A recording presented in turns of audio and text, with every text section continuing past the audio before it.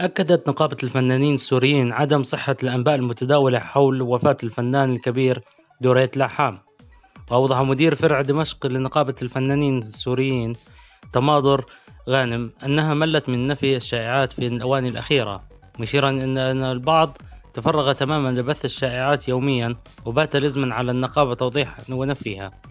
وقال التماضر أنها تتلقى يوميا اتصالات للتأكيد من أخبار تتعلق بحياة أو صحة فنان معين، لافتا أن وصل إليها خبر وفاة الممثل السوري دريد لحام بينما يعيش حياته بشكل طبيعي وصحة جيدة.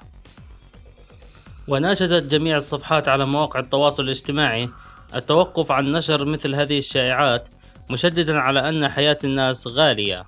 شكرا للاستماع، ويرجى الاشتراك في القناة وتفعيل زر الجرس ليصلكم كل شيء جديد أولا بأول، وقم بزيارة صفحتنا على اليوتيوب لتطلع على بعض الأخبار المحلية والدولية. وشكرا لكم جميعا، والسلام عليكم ورحمة الله وبركاته.